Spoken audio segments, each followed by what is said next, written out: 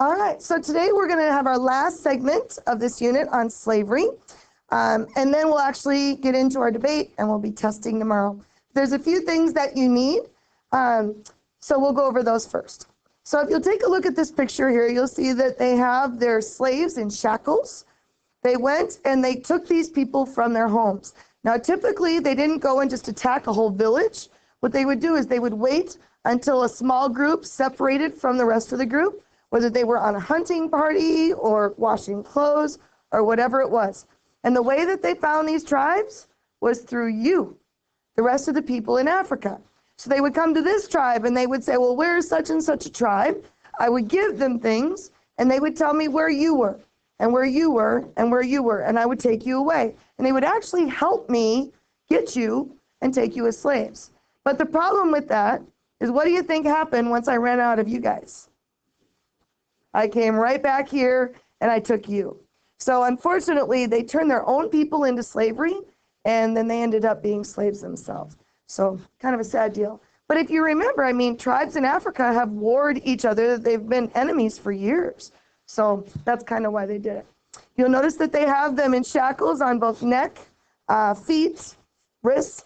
Now, typically, the best price for a slave was a male between probably your age through 40, because you're strong, muscular, you've got stamina, and we want someone that can lift and work in those fields for long hours.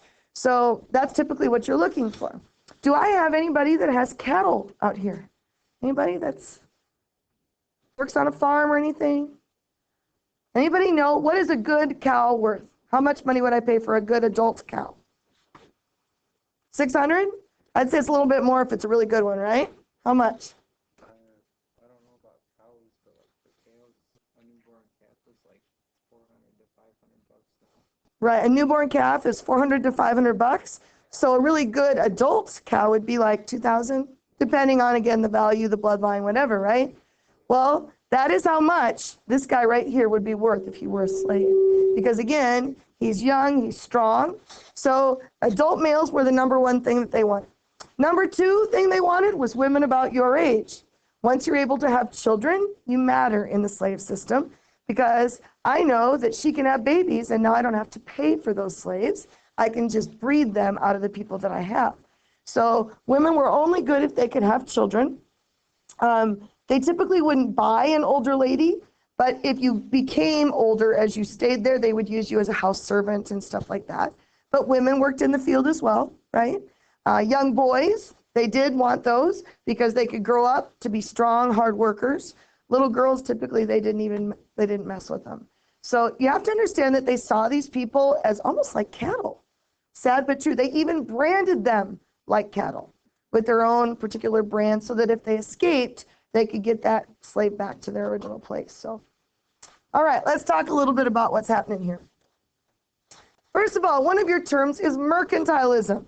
Remember, mercantilism is the main economic theory of the 1600s. And when we say the economy of a country, what do we mean? The cash flow, the wealth of a country, right? So this is the main economic cash flow theory of the 1600s.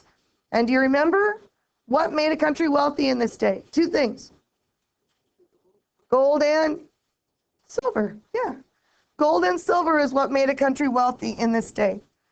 That's why those of you that are representing your explorers, why they stole gold from the Aztecs. It made Spain more wealthy when they brought that gold back, right? Now, when you did that kind of trade, ultimately they wanted what was called a positive balance of trade, meaning we want to make money on the deal. So for example, I go to this African tribe over here and I give them pots and pans made out of metal. They'd never seen it before. How cool is that?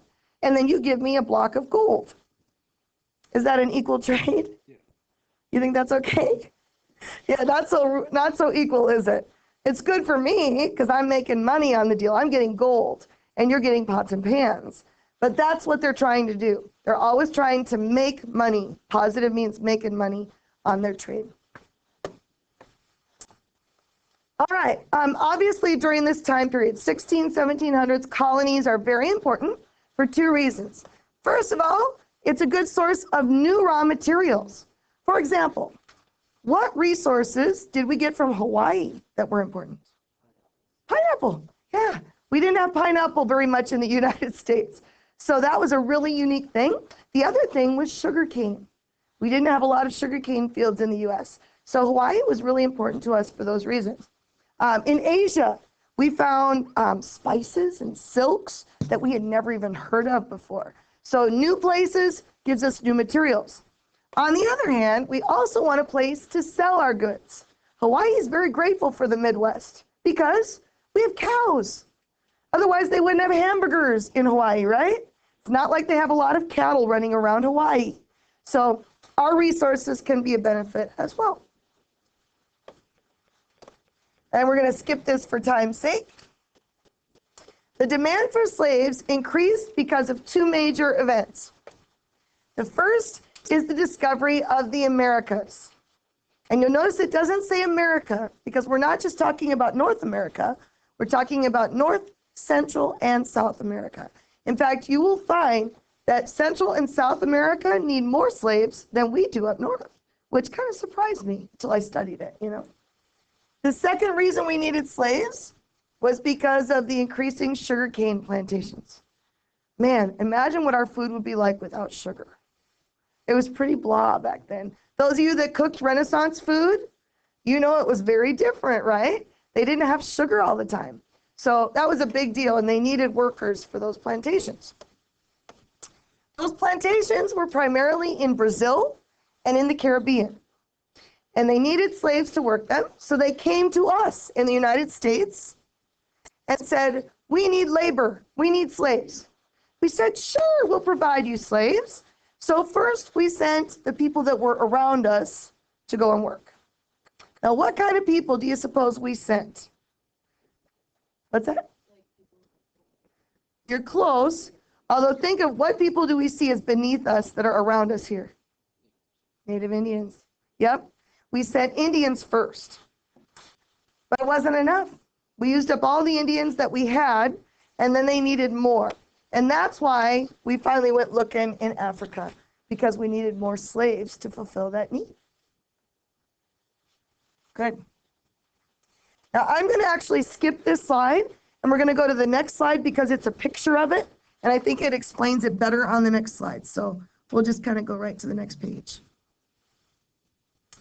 All right, this is called the triangular trade, and this is the way that we got slaves to the Americas, okay?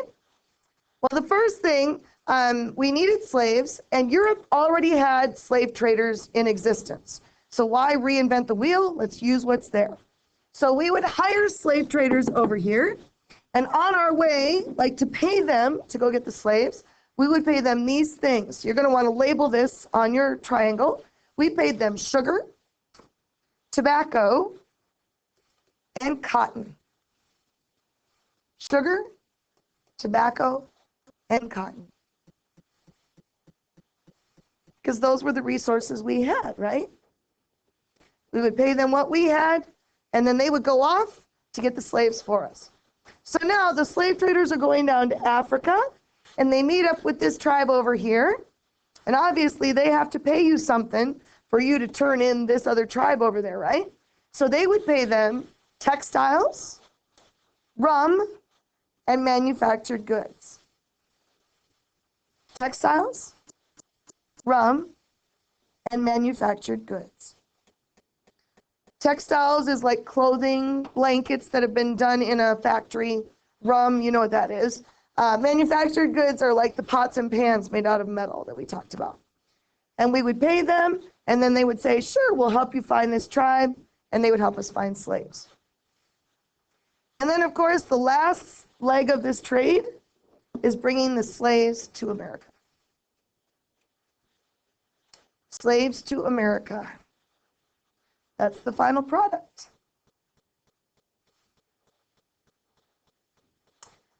It's kind of interesting. Europe eventually outlaws slavery before we do, like almost, 60, 70 years before us. So then what will happen is we'll cut out our middleman, and we're going to use our own slave traders, and we're just going to go back and forth like this over and over. But up to this point, we're still using the slave traders that are there.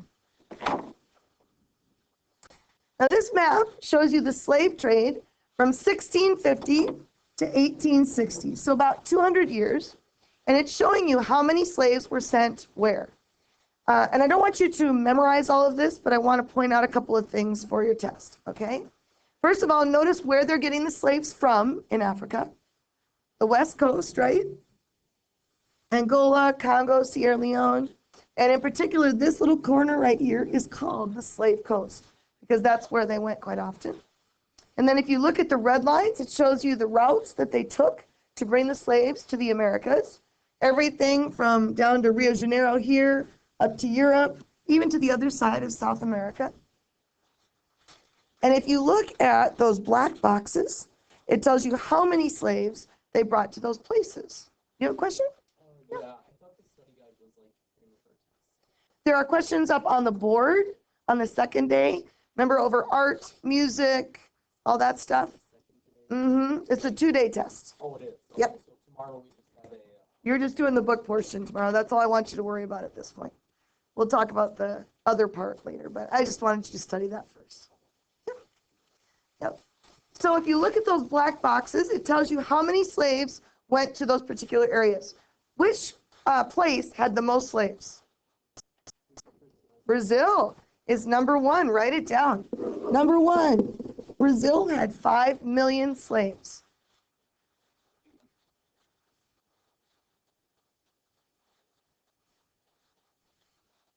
What's number 2?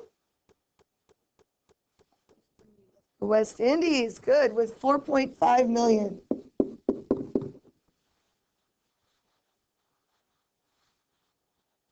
And what's number 3? It's actually a tie. U.S. and Lima, Peru. Very good. So number 3 is here. And with 0.5 million, or 500,000. Now, I don't know about you, but I was kind of surprised because we had a lot of slaves in the U.S. But if you compare us to Brazil, for example, it's a very small amount compared to that, or even Central America. I didn't really know that until I studied it. So, good. Now what I'd like you to do is I want you to take a look. Sorry, I want to get rid of some of this for you. So you can see what resources were they using those slaves for. So if we look in Brazil, what products were they using the slaves for? Coffee and mining. Good, write those down. Coffee and mining.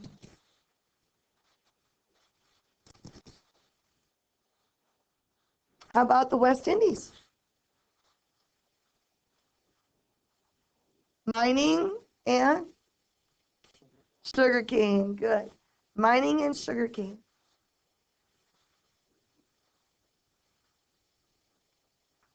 And in the U.S., there are 4 things. What are those resources? Sugarcane, which surprised me. Cotton.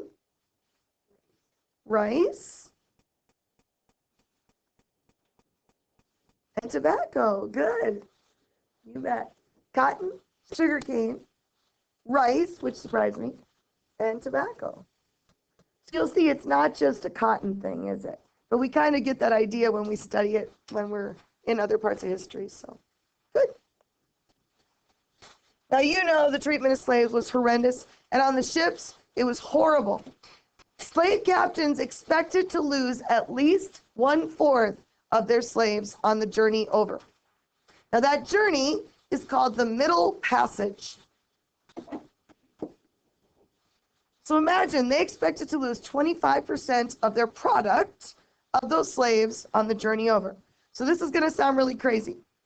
Because they were going to lose 25%, they packed the slaves in even tighter and put more in the ship in hopes of compensating for the 25% they were going to lose. Now, if you're a mathematician, you know that's really dumb, right? Because you're still going to lose 25% regardless, but they're trying to make up for it either way. And the condition was horrible. They were packed so tight that sometimes they would actually suffocate to death because bodies would be on top of bodies as the ship would rock back and forth. And remember, they're at sea for 3 to 4 months, right? They don't take potty breaks.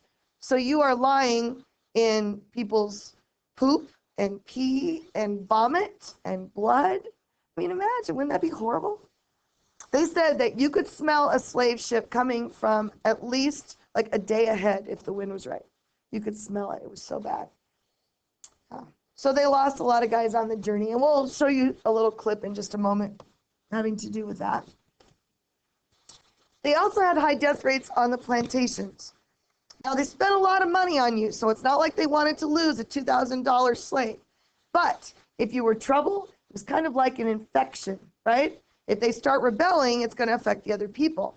So the first time, let's say that he ran because he wanted to see his wife and kids at another plantation. If they caught him, the first thing they would typically do is cut off his toes with an axe. Because then he can't run away, but yet I can still have him work out in the field.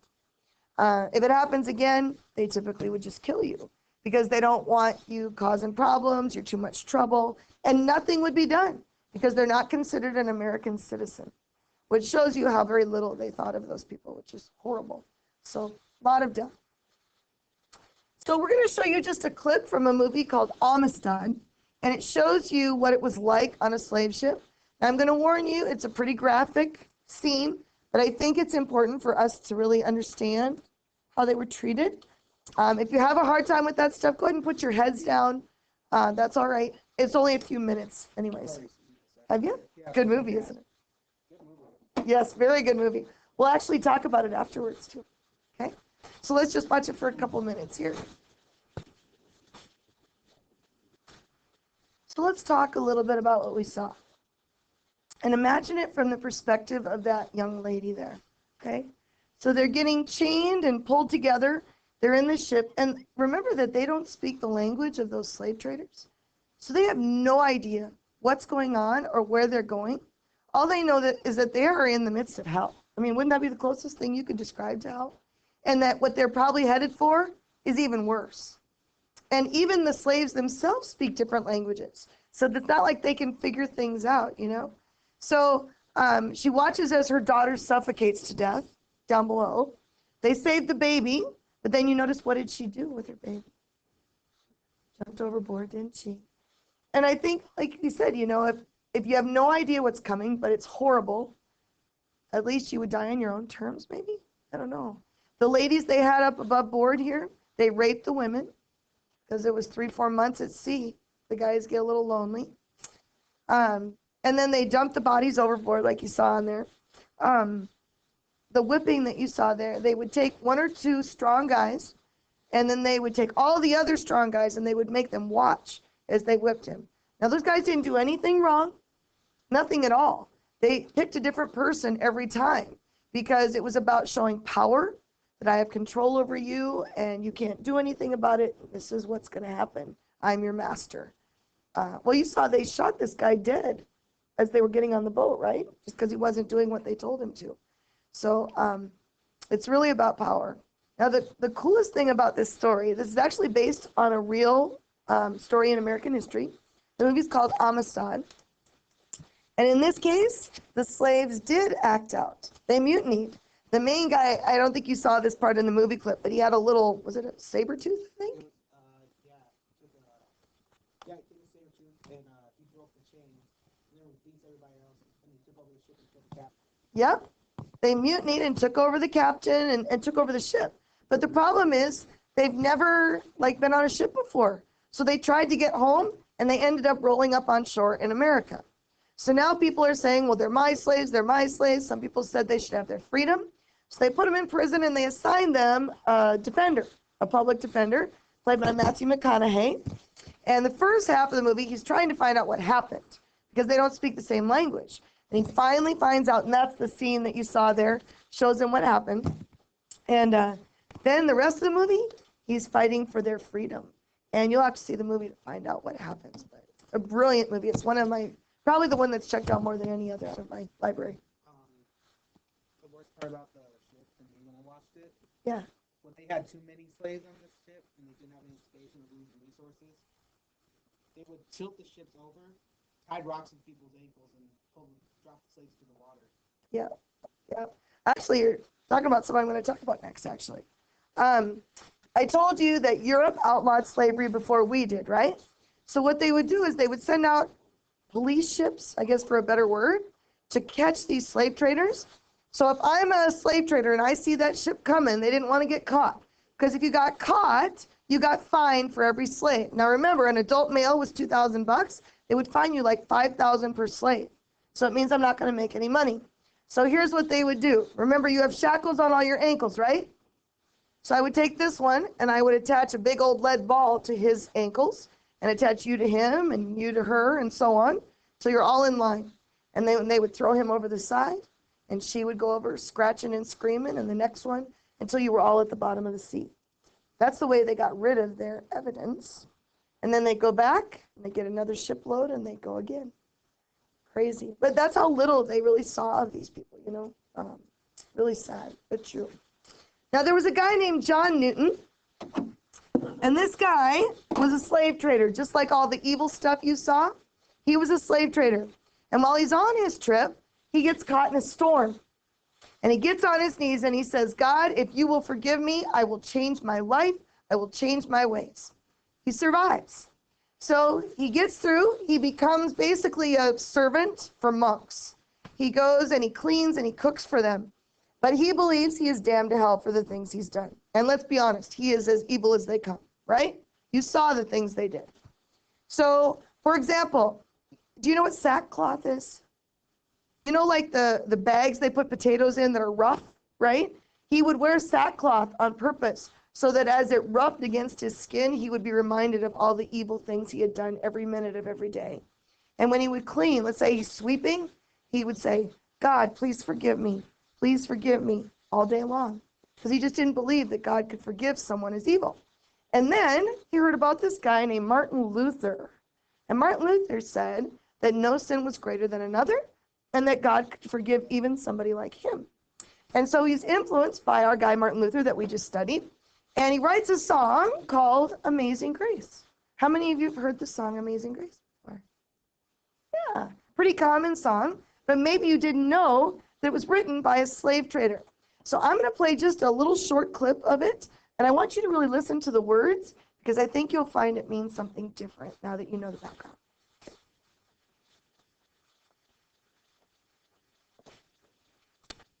So think about those words. Amazing grace, how sweet the sound that saved a wretch like me. What's a wretch? A what? A mess. He is a mess. Yep, he is as bad as they come, right?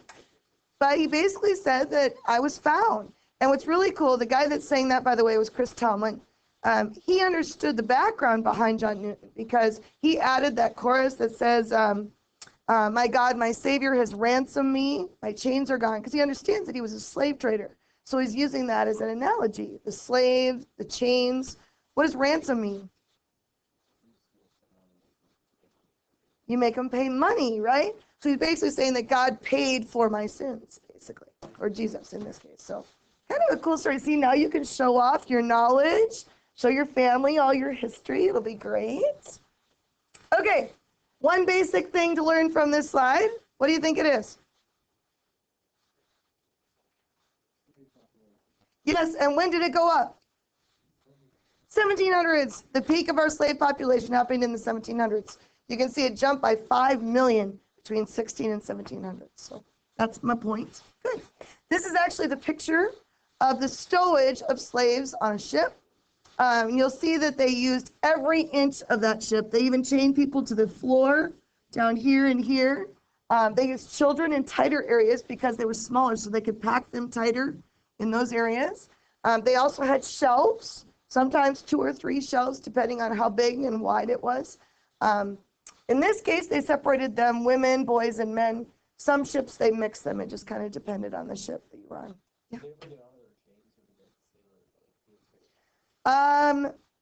Sometimes they would release them to do certain things. But they were down there quite a bit because they didn't want them running around because that could cause problems, you know? Yeah. They were basically given like porridge, basically, would be a good way to explain it. Yeah, it's like a porridge, like an oatmeal maybe. Maybe some rice with water, you know.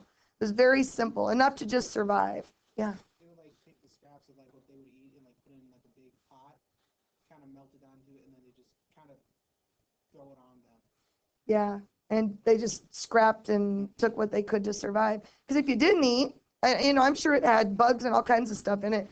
But if you didn't eat, you died. So you fought for what you had. In the end, you get sick. Yeah. And they would have covered you. Yep. That's right. Good. Yeah, I was going to tell you in that movie clip that I showed you, that is actually different clips from a movie called Amazing Grace. And it actually shows John Newton in that movie because it's about the true story of the guy that got England to outlaw slavery. And he used John Newton's testimony of being a slave trader for his fight. And they eventually did outlaw slavery in England way before us. So now the other thing I wanted to show you about this, they said that the shelves and below them have a height of 2 feet 7 inches. So imagine having, this much space for 3-4 months. Not even enough to sit up. Can you imagine that? And of course the wood is slivers and all kinds of stuff. Oh, I can't even imagine how bad it would be. The effects of the slave trade, after the African rulers realized what was going on, they were protesting. They told people, you're taking our people into bondage, but nobody listened, unfortunately. And meanwhile, those different tribes are still fighting and killing each other off. So if you look at the African population at this time, it just plummets for numerous reasons, as you can see. So one of your questions on your test asks, in what order did slavery get outlawed? It goes like this. The first group that said no slavery in the U.S. were the Quakers. Back in the colony days, remember them? But nobody listened to them. It took us a lot longer to get wise. The first country to really outlaw slavery were the French in the French Revolution in the 1790s. The second were the British. They outlawed slavery in 1807. And then the U.S. finally outlawed slavery in the 1860s and gave everyone their freedom based on what event? The Revolutionary. Not the Revolutionary, which one? Civil War, yes, the Civil War. Now, ladies, I hate to tell you, yes, this gave all slaves the right to vote and all that fun stuff, but that was only men. We don't get the right to vote until like the 1930s, believe it or not. A lot of people don't realize that that only included men. It did not include women. So, yeah.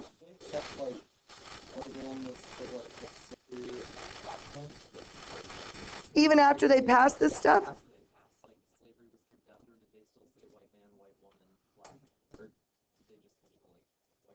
Oh, it was still white here, black here. I mean, look at how we ended up fighting the same battle in the 1950s with Martin Luther King Jr., right? We basically took a step in the right direction, but we put a Band-Aid on the problem. Because if you watch what happens after the Civil War, during Reconstruction, the South basically goes back to their old ways. They just kind of go around the rules. So imagine this, all right? They've given blacks their freedom, right? Yep, no longer a slave. However, did they set up a program where they could get a job? Did they set up housing for those people? So great, you've got your freedom, but you've got nobody that will hire you. You've got nowhere to live. So what ended up happening is a lot of those slaves went right back to the plantation and worked on the plantation. Now they would claim that they paid them, but even if they paid them so little that they could never get out from under, they could never have their own farm, for example.